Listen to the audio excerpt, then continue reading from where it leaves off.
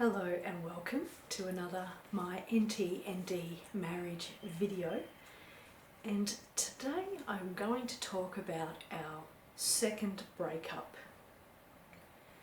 This breakup happened because I raised the topic of being dissatisfied with our sex life, a topic that we talked about dozens of times throughout our relationship. And this particular day, I guess it was just too much for him. He just said, I can't be the man that you need, and he packed up and left. One of the main issues with our sex life is that he says that he can't meet my needs. And that's what I mean by he said, I can't be the man you need, and then he left. He feels that he can't meet my needs, which is foreplay, games and intimacy outside of the deed and things like this. And even though he says he can't meet my needs, he still wants me to meet his needs, which is him having sex. And so we have a little bit of, the old headbutting, because I don't want to have sex if my needs aren't being met. But he thinks that because I'm able to meet his needs, I should still just be doing the deed, whether he can meet my needs or not. So we have this ongoing conflict with regards to that. And I forgot to mention in our Jeff video, Counsellor Jeff video, hubby had said to Jeff that I'm withholding sex. And Counsellor Jeff says to me, oh no, that's not okay, you can't do that. And I said to him, hang on a minute, you haven't even asked me my side of the story. And he goes, what's your side of the story? And I said, he won't engage in foreplay. He straight up refuses. He straight up thinks that I'm the only one who wants that. And Jeff turns to him and says, no, you got to do foreplay. So you can see that this has been an ongoing struggle. And so that was how the departure and the lead up to the departure went. So while he was gone, I lost weight, I ate better, I exercised more because I'm randomly more motivated when he's not around. I think that's just because I don't like him congratulating me when I work out, like him coming up to me and going, oh yeah, good job babe, good to see you working out. I feel like he's, having a shot at me.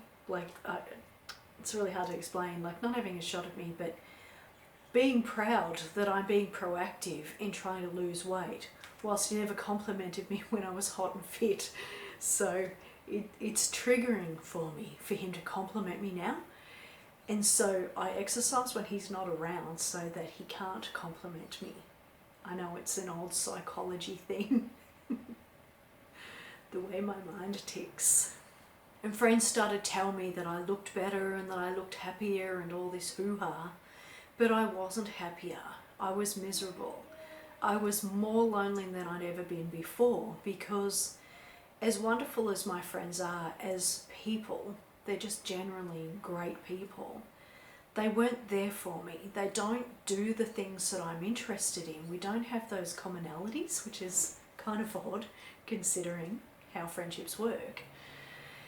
And so I had nobody to do anything with. I think I went out maybe 3 times in the 8 to 12 months that hubby and I had split up for.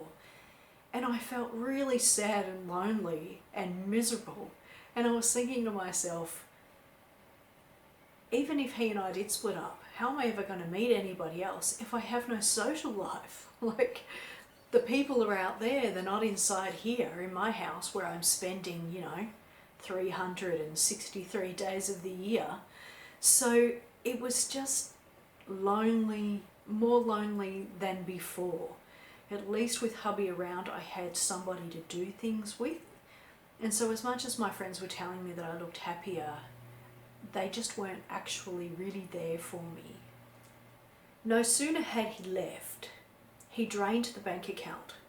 He took out all the money but a few hundred, leaving me a few hundred to pay bills and buy food and things. And he moved all of the other accounts to a different bank so that I couldn't see how much was in it, how much money there was. And he'd said something to me like he didn't trust that I was not going to take all the money and run. which I thought was super random because where's that coming from? It's not at all the person that I have ever been. So nonetheless, he also stopped my allowance, and my allowance came about in the early years after I'd had our first son, because he was grumbling so much about what I spent. Somebody, I think it was Councillor Jeff actually, had suggested to him that he give me an allowance, and then that way there he didn't have to keep grumbling about what I spent. And so that's how the allowance came about. And so he stopped my allowance and took the money out of the bank accounts. He became even more distant than usual.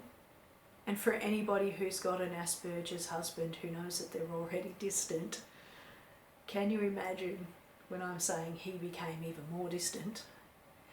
If you've ever seen Vampire Diaries, they talk about how the vampires can switch off their humanity so that they don't feel any pain. That's exactly what it was like dealing with him. It was like he just switched a switch. And it was his way of, keeping the pain at bay. But it was so hard to interact with him because he was so cold and distant.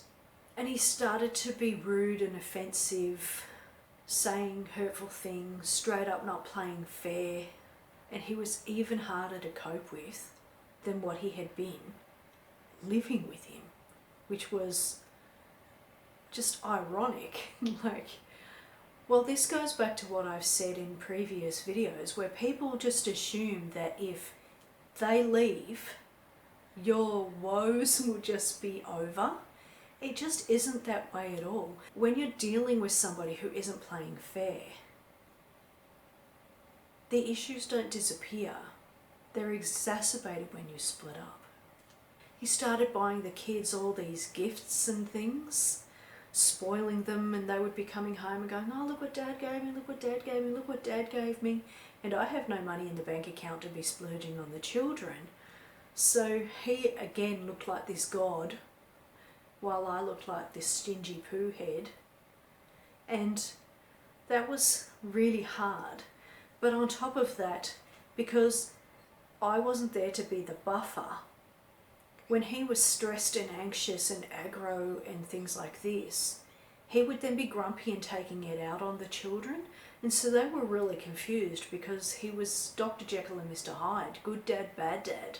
And they would come home after spending a weekend with him and just be really in turmoil. You could just see it. They were just so overwhelmed and wanting to sort of shut down and melt down at the same time. And that was hard to watch. That was hard to, be there watching that happen. But at least I was there to pick up the pieces. And of course he was struggling to get them to behave, because that's what happens when you spoil children. They tend not to see you as a genuine authority figure. So they weren't behaving very well, which then of course added to his stress and anger and angst, which exacerbated the whole situation. And again, I wasn't there to buffer that. They would just come back from the weekend and tell me things that had happened. So it wasn't playing out really well. It was really, really hard on everyone involved. Hubby, who was dealing with his own hurts and pain and inner conflict and trying to shut out his feelings and being Mr. Spock and just kind of being more nasty. Like his way of coping is to be more nasty, like if I'm bad to you then I feel less. So he was having a hard time. I was having a hard time because I was more lonely than ever, with nobody to do anything with and friends that don't have the same types of interests as me and things like this. And then of course the poor children caught in the middle. So it wasn't like this kind of relief situation. I mean, yes, on the one hand, we weren't stressing anymore about him being fault-finding, critiquing and aggro and stuff like that. So there was that taken out of the picture. But there were still the drop-offs and the pickups, and he'd have shots when he drops them off, and he's having shots when he picks them up, and he'd even come in now and again to drop them off and actually be critiquing as he walked through the house. And I'm like, no, you don't get to do that. Stop. But there's no telling him to stop. As in, you can tell him, but he doesn't. So yeah, it was a real nightmare. It was a real headache. And so I'd said to him at some point towards the end, the 8 to 9 month mark, I think we should see a counsellor. And he says, I'm not interested in seeing a counsellor. I don't want to get back together. And I said, it's not about that for me. We need to co-parent, and we're not doing very well together at the moment. We're not getting along. So I'd like us to speak to somebody who can help us through this. And so yeah, sometime towards the end, I recommended that we see a counsellor. He did eventually agree. And then that led to us reconciling, which I'll get to in another video. But that was our second breakup. If you've ever broken up with your partner, has it been like this? Was it like this? Did they turn off their humanity, turn cold and distant to try and keep their emotions and things like that in check? Or did you have a wonderful, marvellous time?